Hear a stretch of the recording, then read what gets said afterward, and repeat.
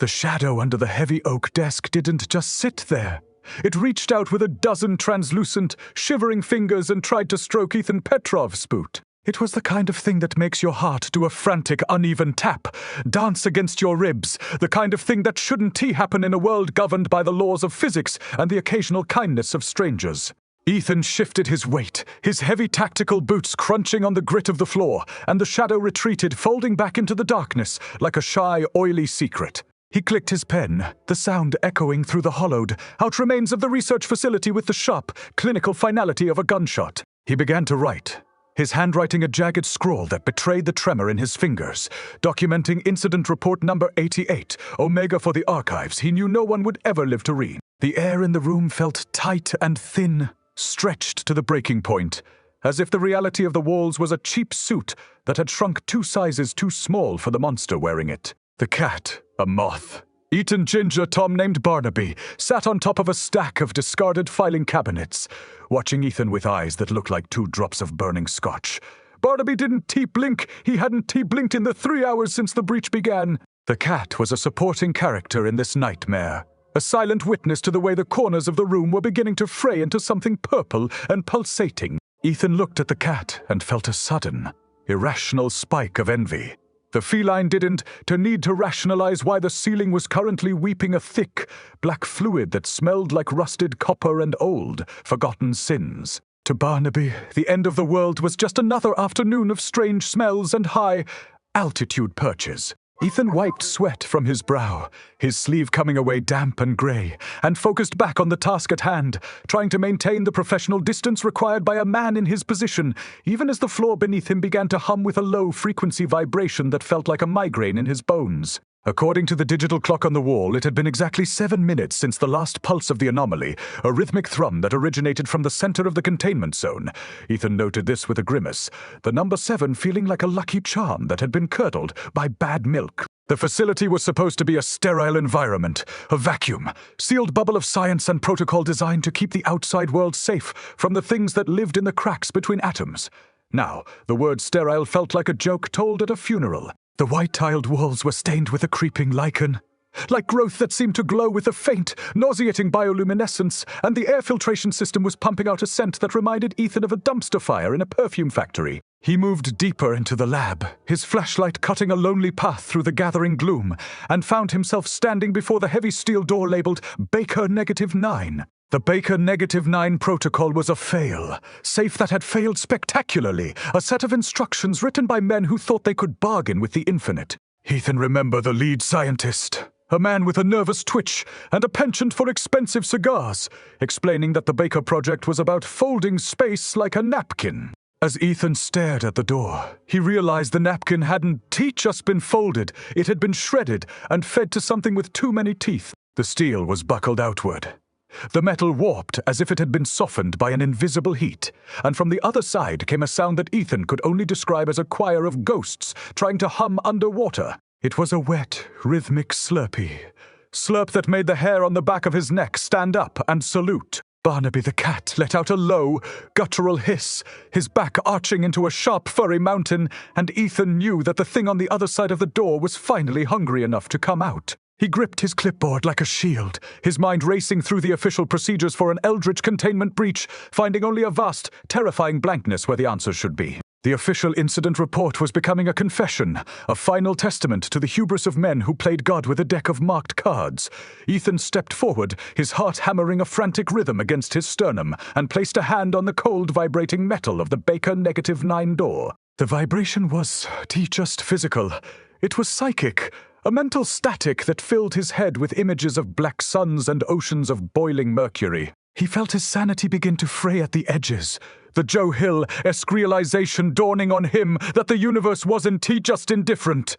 It was actively malevolently hungry, and he was nothing more than a cocktail sausage at a banquet for the damned. The door didn't open so much as it dissolved. The steel turning into a swirling vortex of black smoke and silver needles. Ethan screamed, but the sound was swallowed by the sudden, deafening roar of 1,000 unseen wings. From the heart of the vortex, a shape began to emerge, something that defied the human eye, the ability to categorize it, a shifting mass of iridescent scales, weeping eyes, and limbs that moved in directions that geometry shouldn't to allow. It was the physical manifestation of a bad trip, a cosmic horror that made the sterile white lights of the hallway flicker and die in protest. Barnaby the cat leaped from his perch, a streak of ginger lightning, and vanished into the darkness of the vents, leaving Ethan alone with the thing from the Baker -9-fold. The air turned freezing, the temperature dropping so fast that Ethan's breath came out in a sharp, jagged cloud of ice. He looked down at his report, at the word 7 he had circled so carefully only moments ago, and watched as the ink began to crawl across the page like a legion of tiny, frantic spiders. The numbers were rearranging themselves, forming a language that spoke of the deep, cold places between the stars where time is a circular joke and pain is the only currency. Ethan Petrov, site lead and professional observer, felt a sudden hysterical urge to laugh. He realized that the incident report wasn't tea for the agency, or for the government, or for the history books.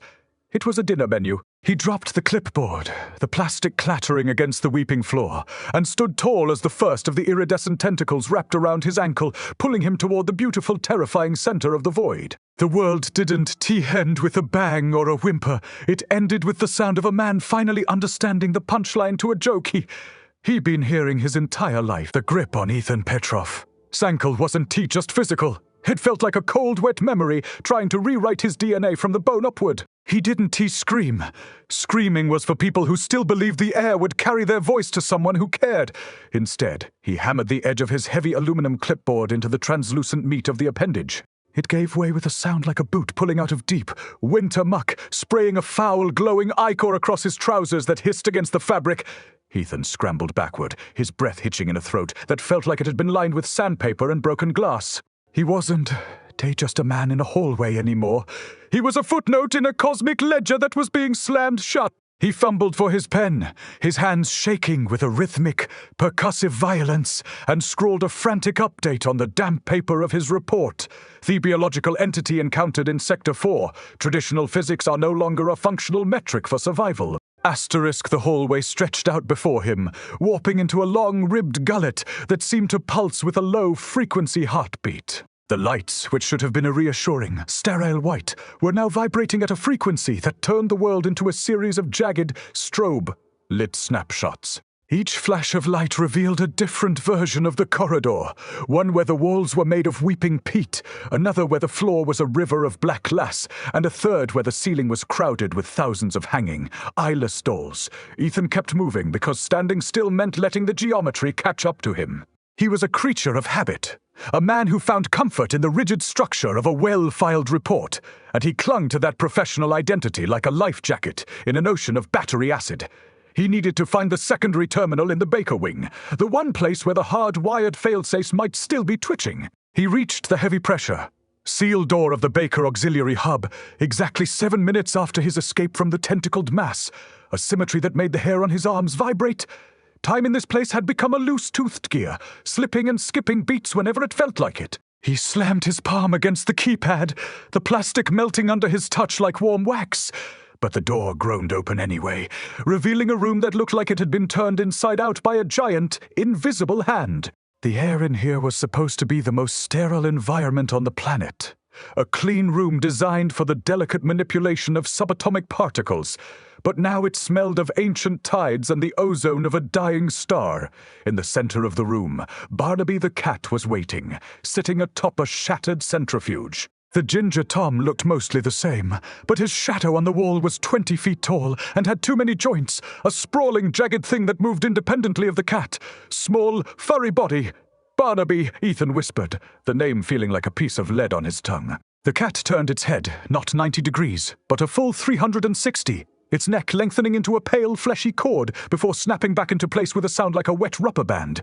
It let out a meow that sounded like a recording of a human child played backward at half speed. Ethan's heart hammered a frantic rhythm against his ribs, a frantic thump, hissy that echoed the dying machinery of the facility. He ignored the cat, or the thing wearing the cat's skin, and lunged for the terminal. His fingers danced over keys that felt like teeth, cold and hard and rooted in something living.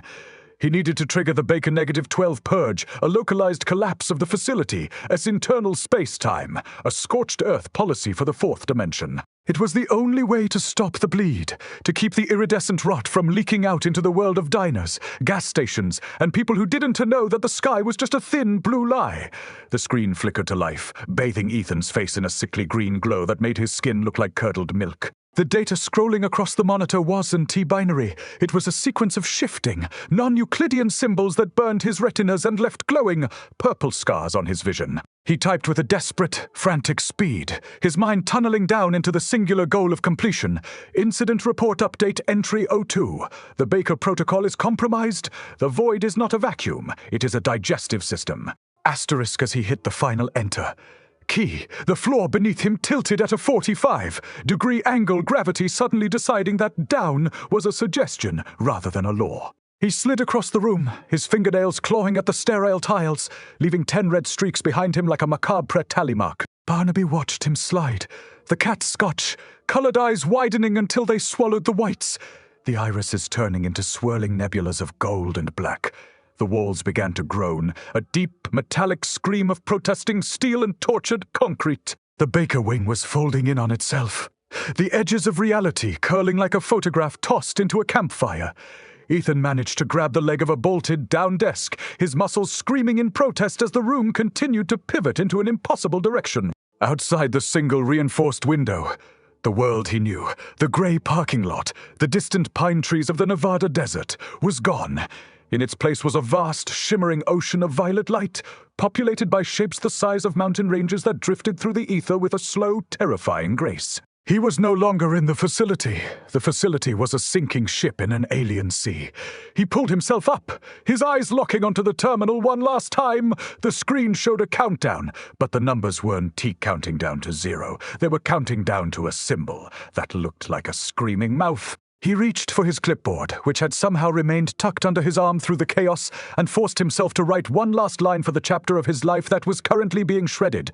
Observation: the transition is nearly complete.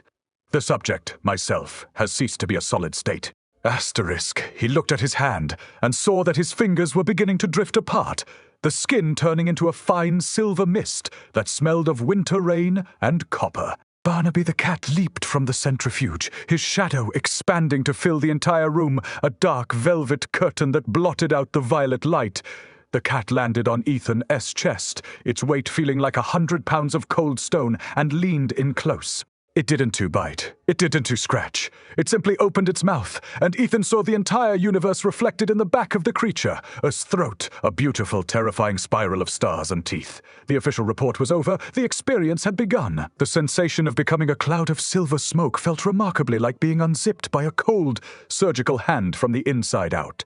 Ethan Petrov watched, with a detachment that bordered on the psychotic, as his left pinky finger drifted away from his hand, turning into a fine, glittering dust that smelled faintly of ozone and old library books. He gripped the pen harder with his remaining digits, the plastic casing biting into his palm, a small sharp pain that felt like a tether to a world that was currently being deleted. He was no longer just an observer, he was a failing component in a machine built by madmen. He forced his eyes back to the page of his log, the paper now feeling like human skin, warm, slightly oily, and pulsing with a slow, rhythmic throb. He wrote, Incident Report Update. Entry 03, the Baker -9 anomaly has entered a phase of biological assimilation. Physical integrity of personnel is no longer a guaranteed constant. The air is tasteable. It tastes like copper and regret. Asterisk, he stood up, or rather he willed his legs to remember the concept of standing. The floor had become a translucent membrane, and beneath the sterile white tiles, now cracked and weeping a thick amber sap, he could see the silhouettes of things the size of city blocks drifting through a sunless void. Barnaby the cat was already halfway across the room, his ginger fur standing up in electrified tufts. The cat didn't to walk so much as he glided, his paws never quite making contact with the shimmering surface of the floor. Barnaby stopped by a jagged hole in the wall that had once been a high-pressure steam vent, but was now a mouth lined with rows of vibrating silver needles. The cat looked back at Ethan, his scotch, colored eyes reflecting a dozen different versions of the man, none of them particularly healthy. Ethan followed, his heavy tactical boots making a wet, sucking sound with every step, the sound of a man walking through a giantess throat. The corridor beyond the vent was a nightmare of non-Euclidean geometry, a place where the up was a lie and the north was a color. Ethan checked his watch, but the hands were spinning backwards so fast they were a blur of silver light. He counted his heartbeats instead. He reached the 7th intersection, a junction that shouldn't have existed according to the blueprints he memorized, and found himself standing before the entrance to the Baker primary sub. Core, this was the heart of the rot. The air here was thick with a shimmering, iridescent fog that made his lungs feel like they were being lined with velvet. It was supposed to be a sterile environment, the most protected space in the entire Nevada facility, a vacuum, sealed tomb for the secret they de-plucked from the stars. Now it was a nursery. The walls were covered in pulsating, translucent sacs, each one containing something that looked like a cross between a human fetus and a cluster of grapes. Ethan felt a sudden, violent lurch in his gut as he realized the faces behind the thin membranes of the sacs were familiar. There was Miller from Logistics, his mouth frozen in a silent, eternal scream. There was Sarah from Biocontainment, her eyes replaced by shimmering clusters of black pearls. They weren't dead. They were being repurposed, their matter being used to build the scaffolding for something much, much larger. Ethan's hand began to dissolve again, the silver mist rising up to his elbow, and he felt a terrifying surge of euphoria. It would be so easy to just stop, to let the ink of his existence bleed into the pages of this new, impossible reality. He bit his tongue until he tasted blood, the sharp, metallic tang acting as a wake. Upcall, he was Ethan Petrov, and he had a job to do. He reached into his vest and pulled out a manual override key, a heavy piece of iron that felt impossibly solid in a world made of ghosts.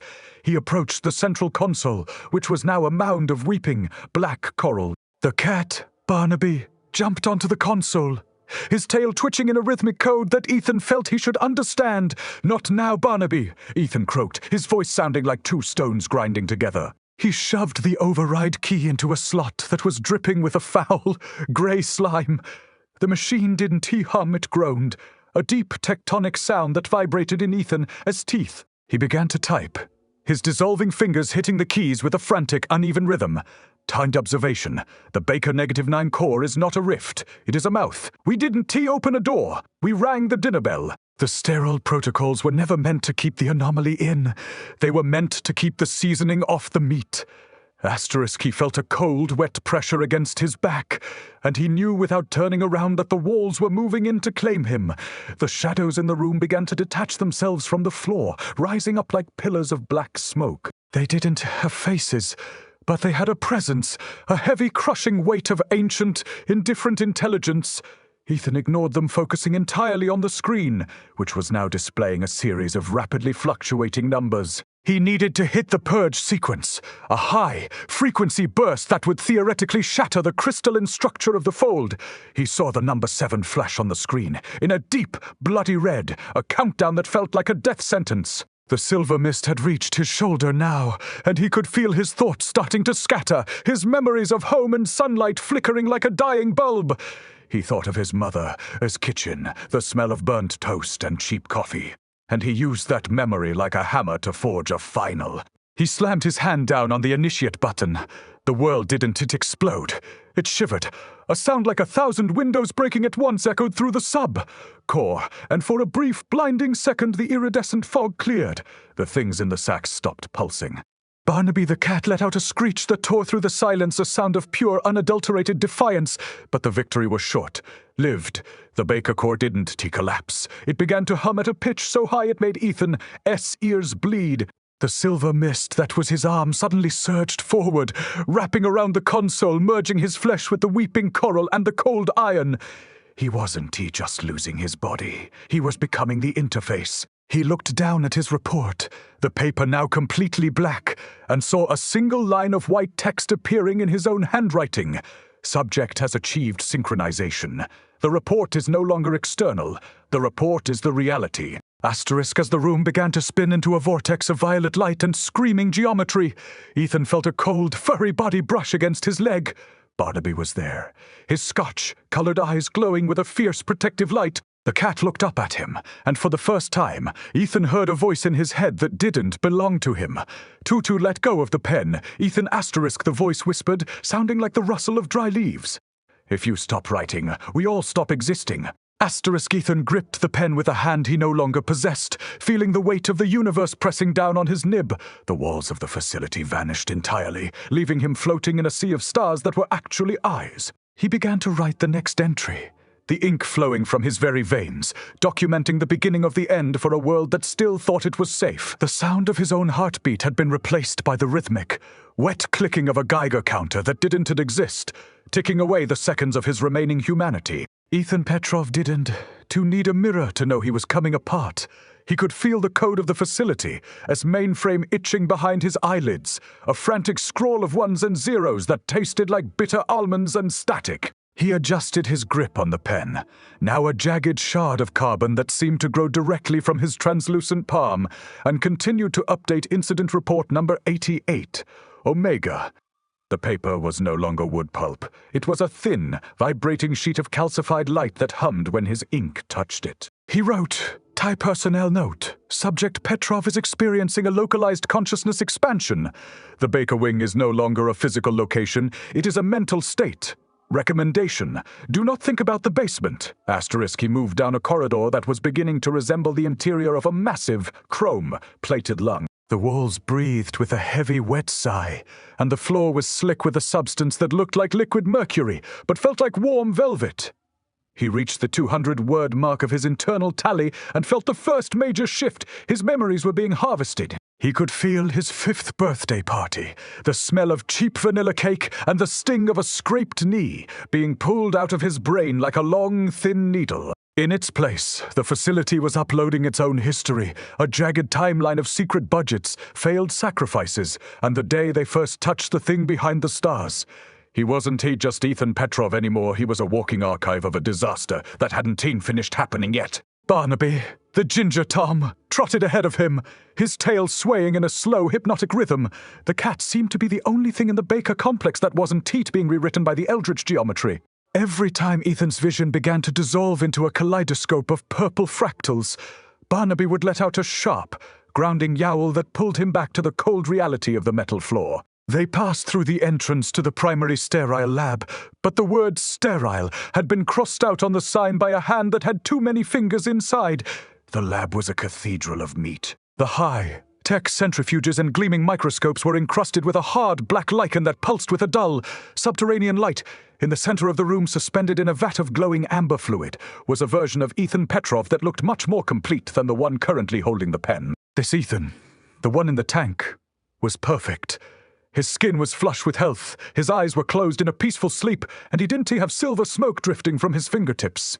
Ethan felt a surge of Joe Hill, flavored irony. The facility did to want to destroy him. It wanted to edit him. It was building a better version, a sterile model that wouldn't complain about the moral implications of folding space, time like a bloody napkin. The cat jumped onto the edge of the vat, staring at the sleeping double with an expression of profound feline disgust. Barnaby hissed, a long rattling sound that ended in a cough of black bile. The double in the tank opened its eyes. They weren't blue like Ethan S. They were the color of a dying sun, a swirling vortex of gold and absolute nothingness.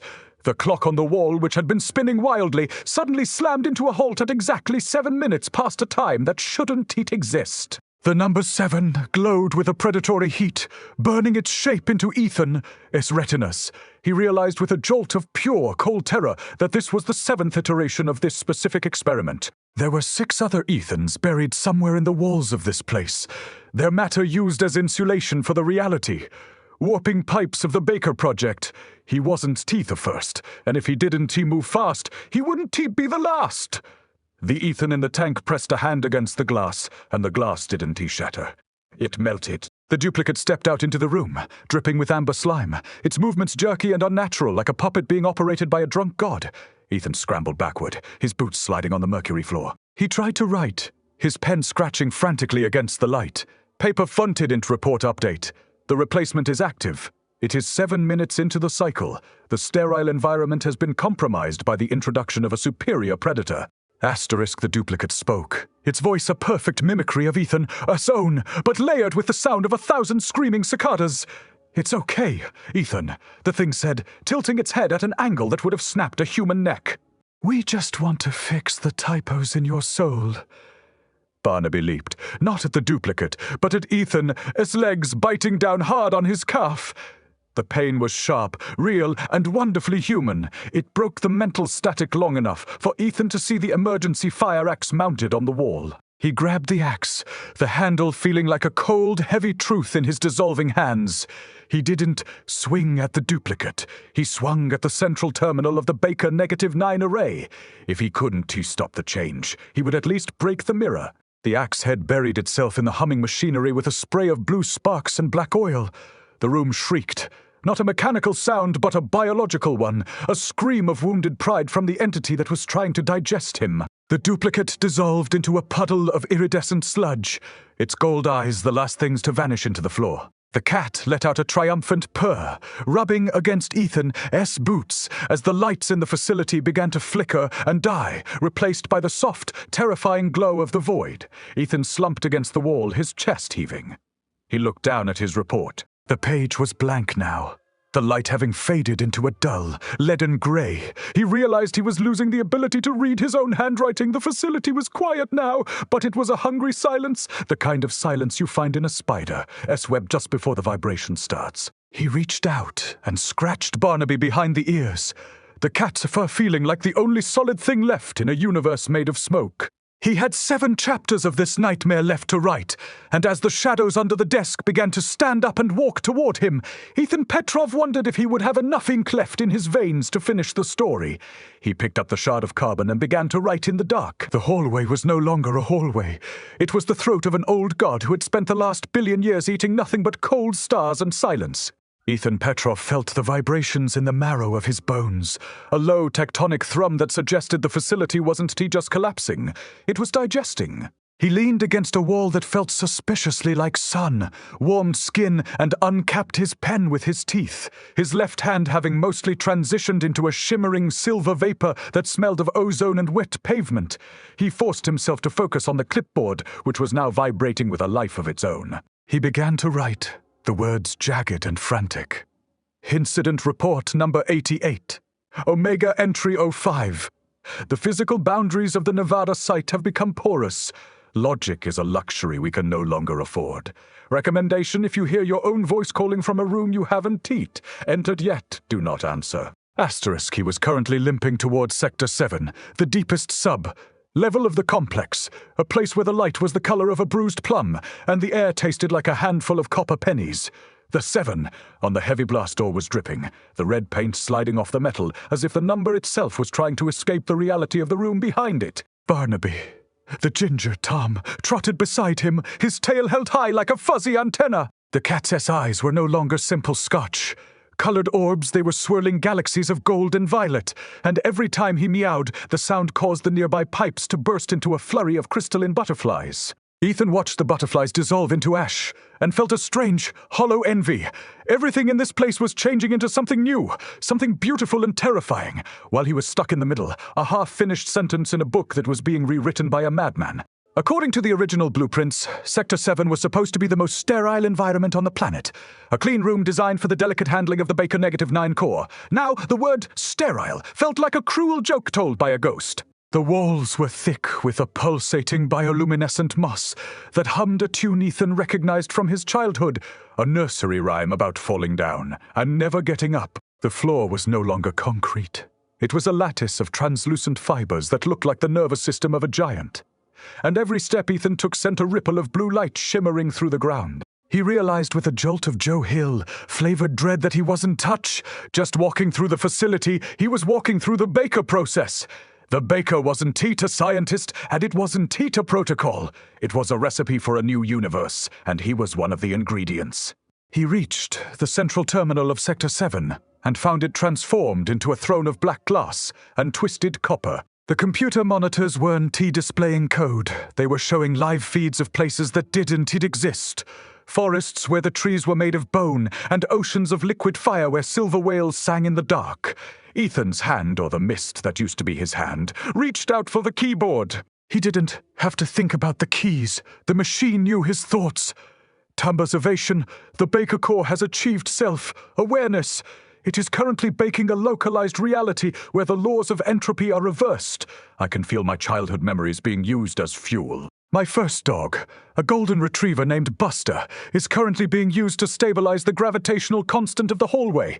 Asterisk, he felt a tear roll down his cheek, but when it hit the floor, it clinked like a diamond. Barnaby jumped onto the glass throne, his presence an anchor of normalcy in a room that was rapidly losing its grip on the third dimension.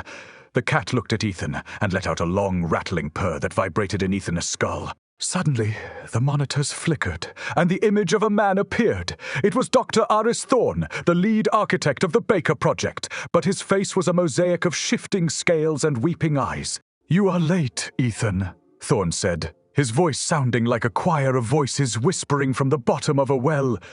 We already finished the first course. The universe is a hungry thing, and it is tired of the same old flavors. We giving it something spicy. We giving it us." Thorne laughed, and the sound caused the ceiling to start raining teeth, small white human molars that clattered against Ethan as clipboard-like hailstones. Ethan gripped his pen, the carbon shard biting into his palm until he bled real red blood. It was a grounding pain, a reminder of the sterile world he was trying to protect. He looked at the report at the word 7 he had circled in the previous chapter and saw that the number was now a doorway. A tiny, glowing rectangle had opened up in the middle of the page, revealing a glimpse of a sun-drenched field that smelled of clover and summer rain. It was an exit, a way out of the Baker nightmare, but it was too small for a man. It was only big enough for a thought, or perhaps a cat. He looked at Barnaby, and the cat looked back with a knowing, ancient intelligence. The Tom understood the stakes. He wasn't just a supporting character, he was the courier. "Go!" Ethan whispered, his voice cracking like dry parchment. He held the clipboard out to the cat. "Take the report. Tell them what happened. Tell them the Baker wing is a mouth." Barnaby didn't hesitate. He leaped toward the glowing 7. On the paper, his body stretching and thinning like a piece of ginger taffy until he vanished into the white light. The clipboard went cold and heavy in Ethan's hands, the doorway snapping shut with the finality of a coffin lid. The room erupted in a furious roar of violet light as the Baker entity realized its witness had sent word to the outside. The walls began to contract, the meat of the facility squeezing inward like a giant fist. Ethan stood his ground, his silver arm reaching out to touch the black glass of the throne, ready to become the next line in the story. He felt the teeth raining down harder now, a white deluge that threatened to bury him where he stood. He picked up his pen and began to write on the only surface he had left, his own skin. He scrawled the words across his forearm, the ink mixing with the silver mist. Incident report number 88. Omega final entry for chapter 5. The messenger has escaped. The sterile vacuum is broken. I am the bread, and the oven is preheated. Asterisk, he looked up as the ceiling dissolved into a swirling vortex of golden shadow, and for the first time since the breach began, Ethan Petrov smiled. He wasn't afraid of the dark anymore. He was the dark. And as the world turned into a scream of beautiful, eldritch light, he realized that the best stories always ended with a bite. The silence that followed Barnaby, as departure didn't just hang in the air. It had teeth and a very specific, predatory interest in the soft tissue of Ethan Petrov as remaining sanity. Without the ginger Tom, as grounding presence, the Baker -9 facility felt less like a laboratory and more like the inside of a massive dying clock, all grinding gears and slipping springs. Ethan looked at his left arm, which was now less a limb and more a shimmering plume of mercury, colored smoke, and felt a hysterical urge to check his pulse. He pressed his remaining solid fingers to his neck, but instead of the reassuring thrum of blood, he felt a series of rapid, clicking vibrations, like a telegraph operator sending a frantic SOS from the bottom of an ocean. He pulled his pen from the meat of his thigh, where he'd been storing it to keep it from drifting away, and began to document the shift. Incident report number 88. Omega, entry 06. Subject has lost 40% of physical density. The environment is no longer reactive to standard biological stimuli. The walls are currently humming a Gregorian chant in the key of meat. Asterisk, he began to move toward the core, his boots making no sound on the floor because the floor had decided to become a layer of thick, black velvet. Every 7 steps, the perspective of the hallway would flip, forcing him to walk on the ceiling while his stomach performed a slow, sickening somersault. He reached the entrance to the Baker primary sterile vault and stopped. The word sterile had been etched into the steel by a force that had clearly never seen a disinfectant in its life. The letters were weeping a thick, yellow pus that smelled like a locker room in a plague ward. This was the place where they had kept the original shard, the piece of the other that had started this whole cosmic car crash. It was supposed to be the cleanest place on Earth, a vacuum, sealed bubble of pure science. Now, it looked like the lair of a god who collected roadkill and bad dreams. Inside the vault, the air was a pressurized soup of iridescent dust and floating, translucent needles. In the center of the room sat the Baker engine, a machine that looked like a collaboration between a high-end watchmaker and a butcher. It was a spheres of brass and bone, spinning at a speed that made the air around it bleed purple sparks. Ethan approached it, his silver, missed arm reaching out instinctively, drawn to the humming core like a moth to a blowtorch. He could feel the engine as thoughts, a rhythmic, grinding hunger that wanted to turn the entire state of Nevada into a single, perfectly flat sheet of glass. A Shufi observation. The Baker engine is not a power source. It is a digestive enzyme. It breaks down the flavor of our reality to make it palatable for the things waiting in the seventh dimension. Asterisk, he wrote this on his chest, the ink burning into his skin and leaving behind glowing white scars that spelled out the end of the world. Suddenly, a familiar weight hit his shoulders. Ethan gasped, a sound like a bag of dry leaves being crushed, as Barnaby the cat reappeared from a rift in the air that looked like a jagged tear in a silk curtain. The cat wasn't just ginger anymore. His fur was flecked with stars, and his tail was a whip of shadow that trailed smoke. Barnaby didn't too meow. He broadcast an image directly into Ethan S. Forebrain, a vision of 1,000 Ethans, all lined up like dolls in a factory, their faces being wiped clean by a giant sterile sponge. The cat was a supporting character no longer. He was the navigator, and his eyes were now fixed on a point behind the spinning engine. He let out a low, guttural growl that caused the brass rings of the machine to shatter. Behind the engine lay the Baker -7 terminal, a console made entirely of petrified tongues. Ethan realized with a jolt of Joe Hill-flavored horror that the previous 6 versions of him hadn't just died, they were the terminal. Their voices, their memories, their very capacity to perceive the truth had been harvested to build the interface. He reached out to touch the keys, but his hand passed right through them, the silver smoke swirling around the tongues like a ghostly caress. He needed to be solid. He needed to be sterile, in the way the facility defined it, pure, unchanging, and utterly dead to the outside world. He bit down on his lip until the pain flared white, hot, using the agony to anchor his atoms back into a cohesive shape. For a heartbeat, he was Ethan Petrov again, a man with a name, and a job, and a cat. He slammed his hand onto the terminal, and the room erupted in a choir of 7 distinct screams.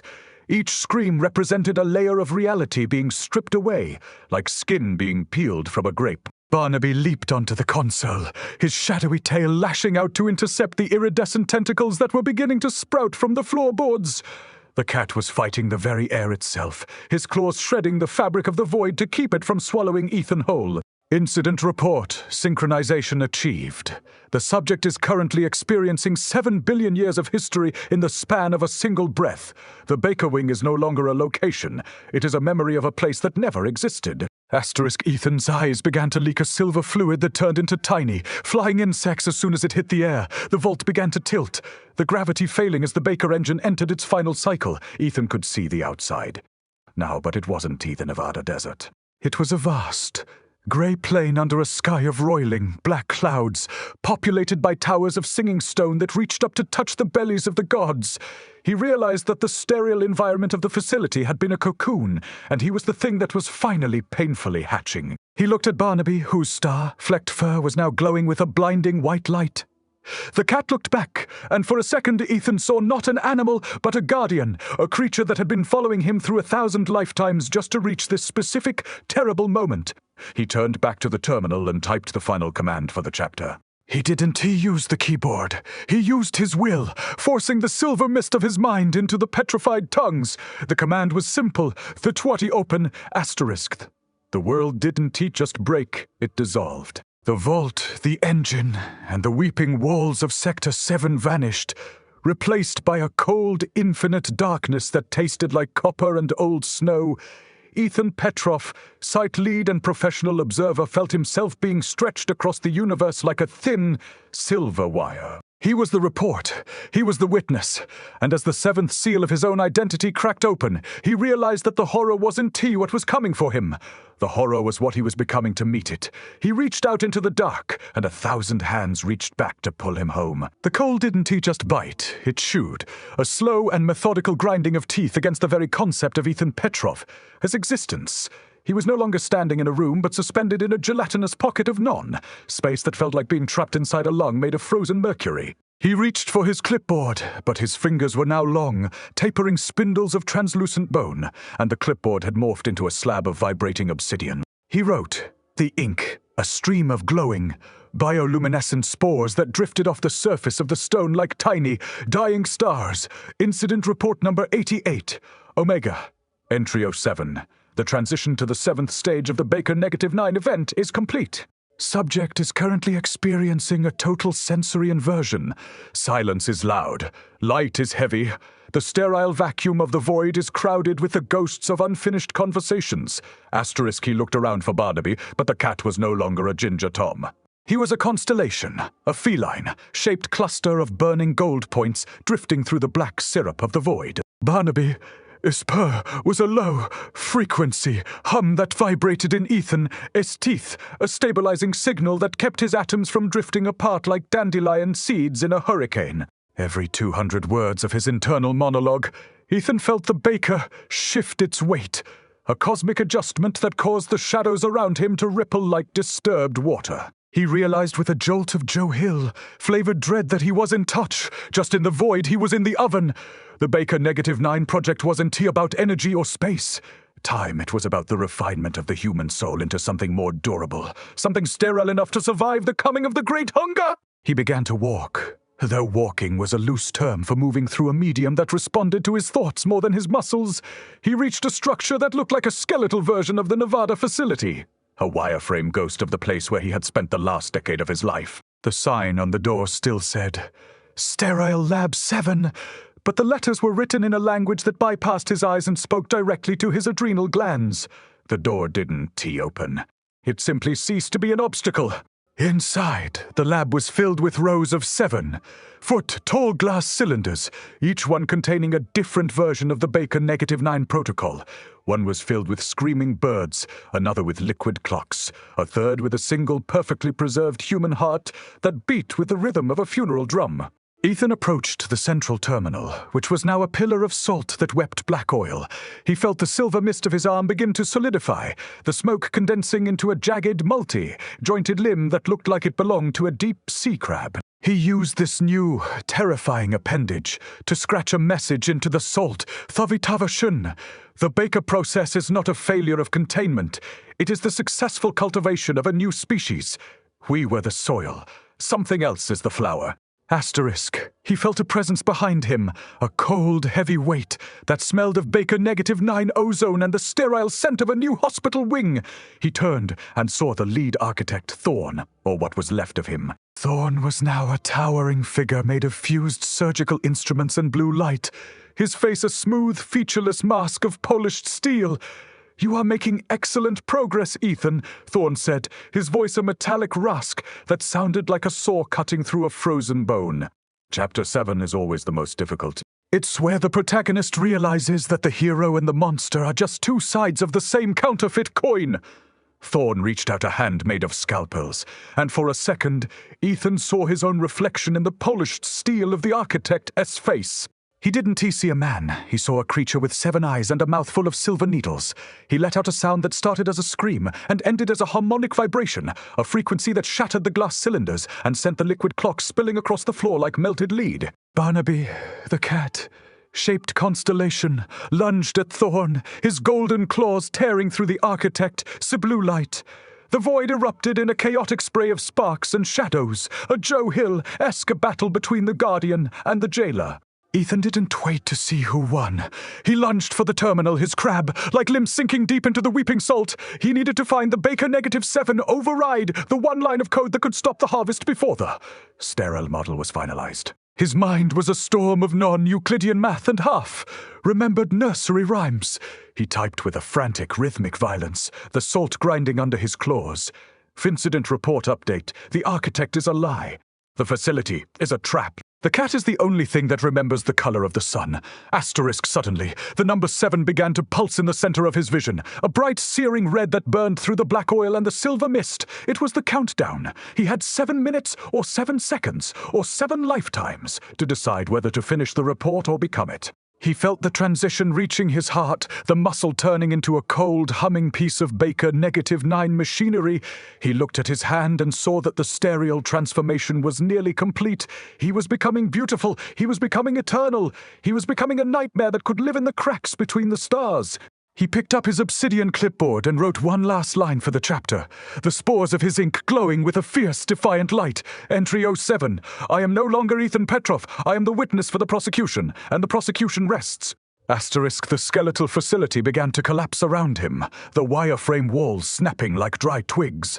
The void rushed in, a tidal wave of absolute nothingness that tasted like copper and cold stars. Ethan stood tall, his 7 eyes fixed on the horizon of the next dimension, while Barnaby the constellation settled on his shoulder, a golden weight that felt like the last piece of a puzzle. The oven was hot, the bread was rising, and the great hunger was finally mercifully drawing near.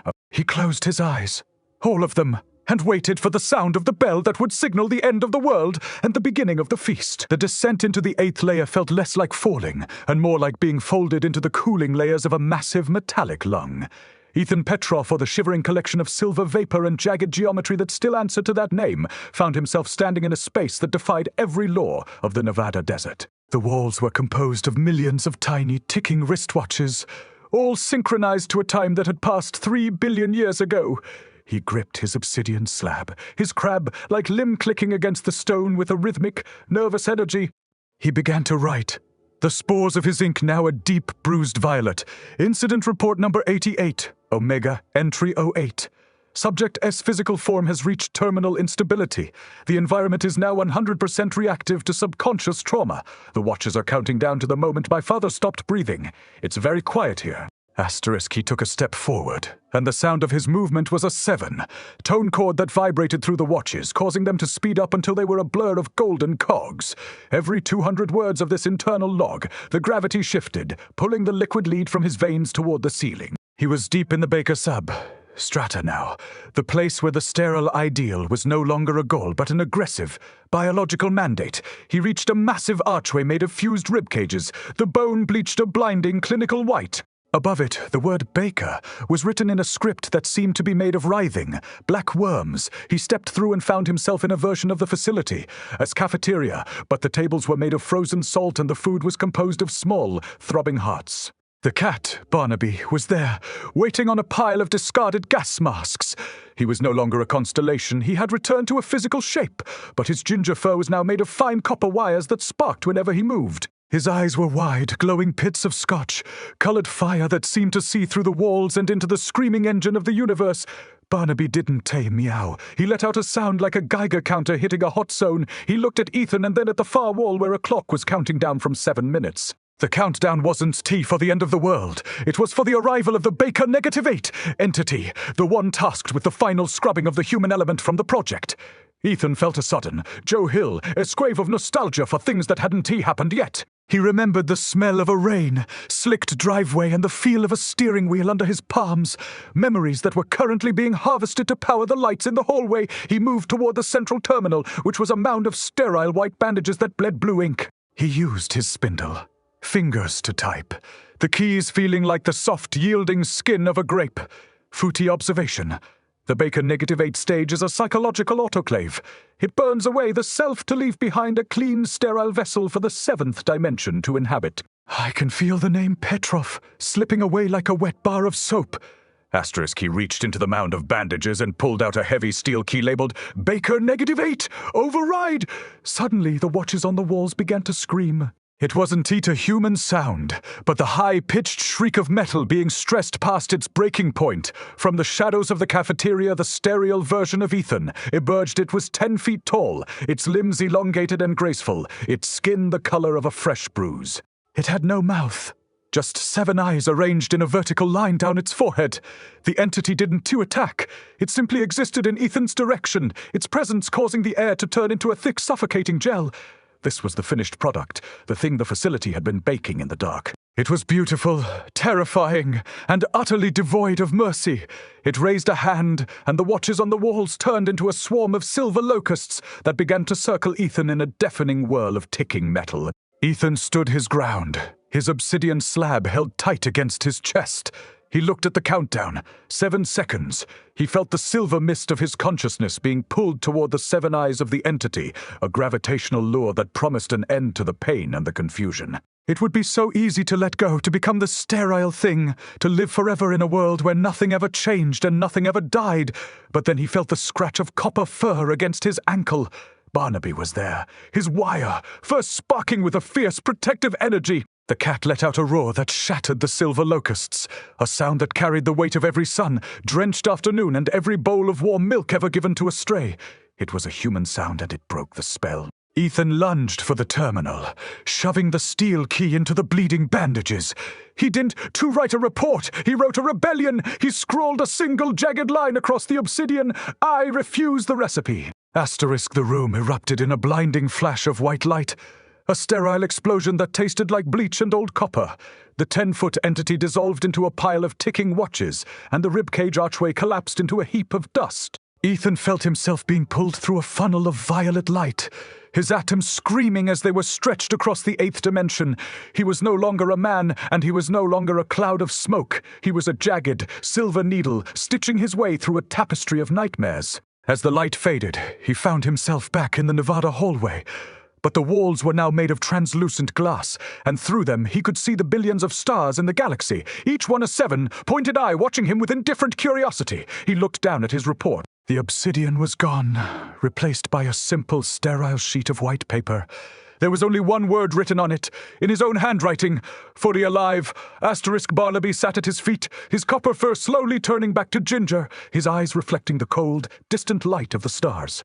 They were almost at the end. The 9th layer was waiting, a place of total silence and absolute heat. Ethan Petrov picked up his pen and prepared to write the penultimate chapter of the end of everything. He wasn't Teeth the bread anymore, he was the baker, and he was ready to burn the whole damn kitchen down. The air in the 9th layer didn't just vibrate. It hummed with the low, predatory frequency of a furnace waiting for the match. Ethan Petrov stood in a corridor that was no longer composed of steel or logic, but of calcified light and the fossilized remains of human intentions. His left arm was a plume of violet radiation now, throwing long, jagged shadows against walls that looked like frozen smoke. He clutched a pen made of sharpened bone, its tip glowing with a cold blue fire, and pressed it against a clipboard that had become a sheet of translucent obsidian. He wrote, the words appearing as searing white scars. Incident report number 88. Omega. Entry 09. Subject has reached the penultimate threshold. The Baker core is no longer a machine, it is a heartbeat. The sterile vacuum of the facility has been replaced by an absolute suffocating heat.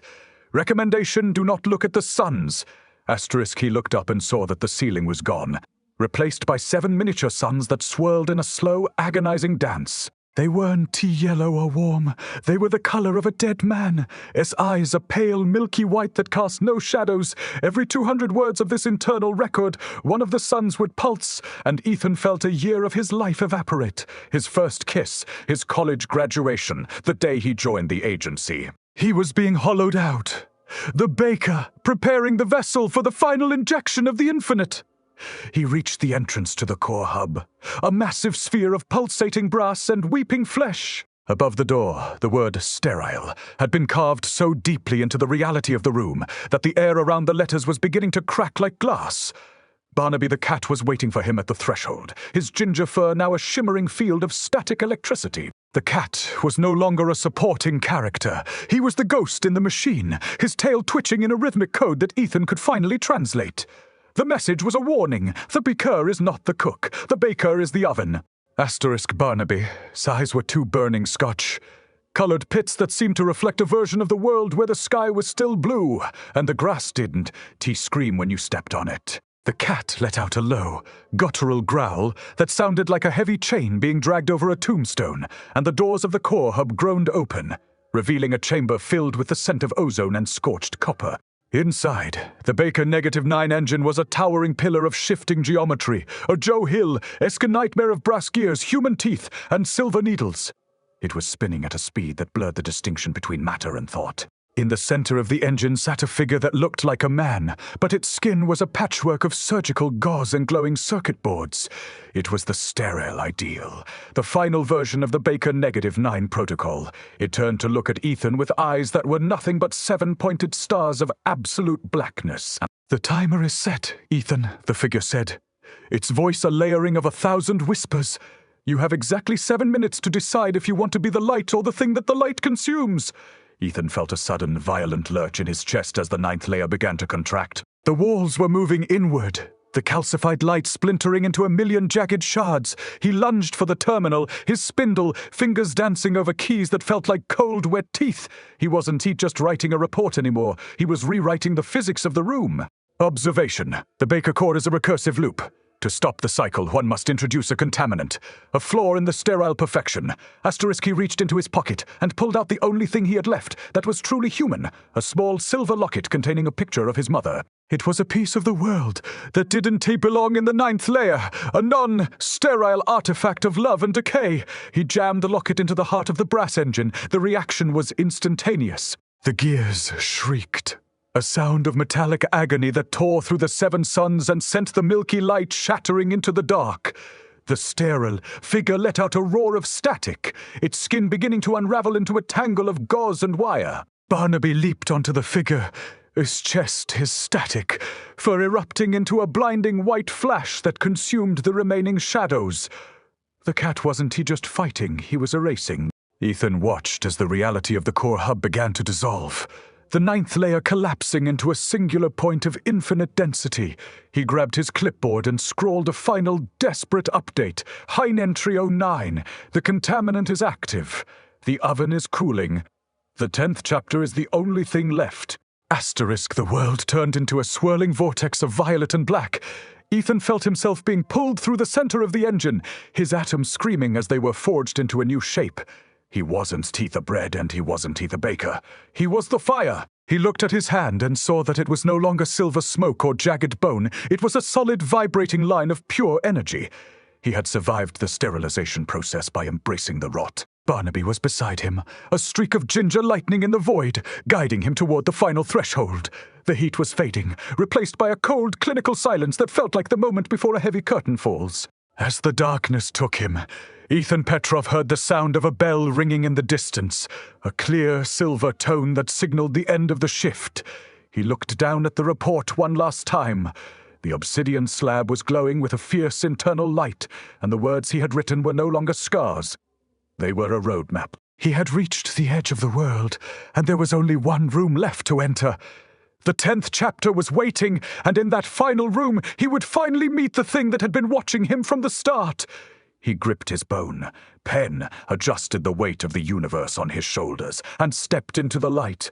The Baker project was over. The consumption was about to begin. The final door didn't open. It evaporated, leaving Ethan Petrov standing on a precipice made of frozen time and the static between radio stations. He was no longer a man in any sense that a doctor or a priest would recognize. His body was a skyscraper of violet light, his thoughts a series of clicking gears that moved with the precision of a celestial clock. He held his clipboard, now a shimmering pane of absolute zero, and pressed a shard of a collapsed star against its surface. He began to write, his voice a choir of bells echoing in the hollow of his own chest. Incident report number 88. Omega final entry. Subject has reached the terminal singularity. The Baker project was not an experiment. It was an invitation. The sterile vacuum of the universe is finally being filled. It is very bright here, and the silence is screaming. He looked down at his feet, where the Nevada desert had been replaced by a floor of polished obsidian that reflected a billion different versions of the sky. In every reflection, a different Ethan Petrov was reaching the same conclusion, a infinite line of men holding a infinite line of pens. Every 200 words of this final document, the reality of the 10th layer buckled, folding inward like a cardboard box in a trash compactor. He was standing in the center of the Baker -10 core, the place where the sterile ideal was finally manifested. It wasn't Tita machine, and it wasn't Tita God. It was a mirror. The mirror was 7 stories tall and pulsed with a slow rhythmic heat that tasted of copper and old, forgotten summers. Barnaby the cat sat at the base of the mirror, his ginger fur now a solid, unmoving flame. The cat was the anchor, the only thing that kept Ethan from drifting away into the white noise of the infinite. Barnaby's eyes were no longer scotch. colored they were clear as water, reflecting the truth of the facility and the lie of the world outside. The cat didn't meow. He simply breathed. And with every breath, the obsidian floor cracked a little more, revealing the pulsing purple meat of the universe beneath. Ethan approached the mirror, his hand of light reaching out to touch the cold silver surface. He saw himself reflected there, but he also saw the 7 other versions of himself, the ghosts of the previous chapters, all merging into a single, cohesive shape. "The report is finished, Ethan," a voice whispered, coming from every direction and none at all. It was the voice of the baker, a composite of every scientist, every sacrifice, and every cat that had ever walked the halls of the facility. The mirror began to ripple, the silver surface turning into a thick, translucent fluid. From the heart of the liquid, a hand reached out. A human hand, calloused and warm, smelling of pine needles and engine oil. It was his own hand, from a time before the Baker -9 breach, before the silver smoke and the 7 suns. It was a sterile hand in the truest sense, untouched by the rot of the void. Ethan gripped it, and the contact sent a jolt of Joe Hill, flavored electricity through his violet frame, a shock of pure, unadulterated humanity. The countdown on the wall of his mind hit 0. The 7 suns above him collided, forming a single blinding point of white light that consumed the obsidian floor and the screaming watchers. The facility didn't explode. It simply ceased to have ever existed. Ethan felt himself being pulled through the mirror, his light body shattering like a dropped light bulb. He was being squeezed through a needle, his memories, his fears, and his incident reports being compressed into a single, infinitesimal speck of ink. He saw Barnaby leap into the light beside him, a streak of ginger defiance in a world of absolute white. The cat was the last supporting character, the one who would carry the story home. He woke up on the floor of a sterile, white room. The air smelled of bleach and fresh coffee. He was wearing his tactical boots and his heavy grey jacket, and his left arm was solid, warm, and made of flesh and bone. He looked around and saw a heavy oak desk, a stack of filing cabinets, and a digital clock that read 7:07 a.m. On the desk sat a clipboard with a single sheet of paper on it.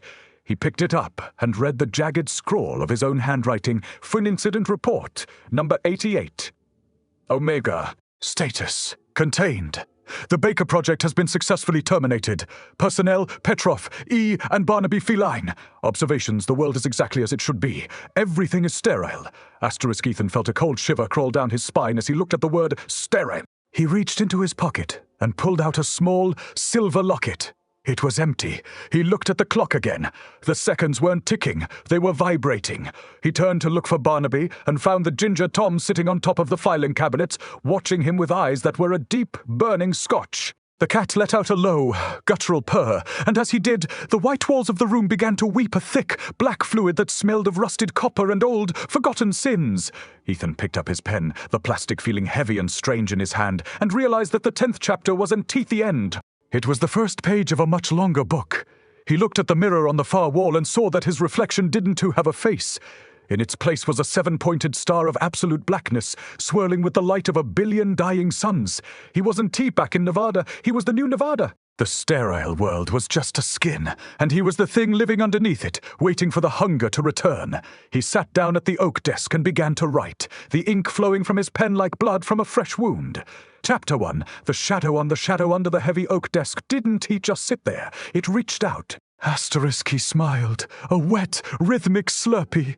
Slurp of a sound, and Barnaby the cat began to hiss. The story was a circle, and the baker was finally ready to eat.